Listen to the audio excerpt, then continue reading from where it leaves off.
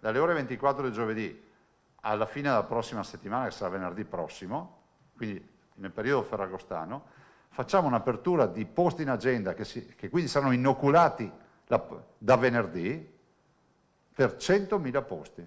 L'ha battezzata settimana Fast Vax il presidente Zaia, quella che si aprirà da venerdì, con la possibilità per 100.000 veneti di prenotarsi per il vaccino ed avere la certezza che il siero Pfizer o Moderna, perché solo questi due verranno usati, gli verrà somministrato al massimo entro 7 giorni. Da domani sera alle ore 24 chi entra nel portale troverà 100.000 posti con Pfizer e Moderna e avrà la vaccinazione, male che gli vada, entro venerdì prossimo. Una fornitura extra di dosi ha consentito questa accelerata che, se andrà bene, potrà anche essere ripetuta e all'iniziativa regionale le singole USL potranno aggiungere anche altre azioni locali. Belluno farà il vaccino sotto le stelle, nel Trevigiano si muovono le società sportive.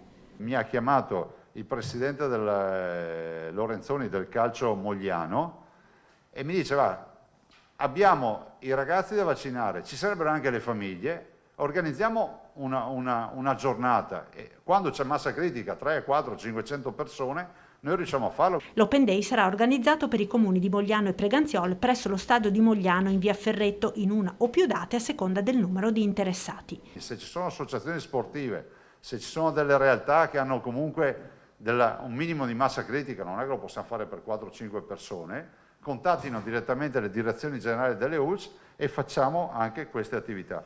Zaia torna poi sulla questione Green Pass perché ci sono ancora delle situazioni poco chiare su ristoranti, alberghi, ma anche su chi per esempio si è vaccinato all'estero. Dico che vanno risolti i problemi e se serve anche con una circolare, con un decreto. Altra novità sulla quale il governo a breve si esprimerà è quella del prezzo dei tamponi nelle farmacie che con l'entrata in vigore del Green Pass si abbasserà a 15 euro che per il cittadino diventeranno dai 10 ai 13. Il resto verrà coperto da un contributo stabilito dal commissario Figliuolo. Sui sanitari Novax è intervenuta l'assessora Lanzarin con gli ultimi dati che registrano un dietrofront di diversi operatori. Il dato aggiornato a ieri è di 17.542. Quindi vuol dire che abbiamo recuperato 1224 posizioni.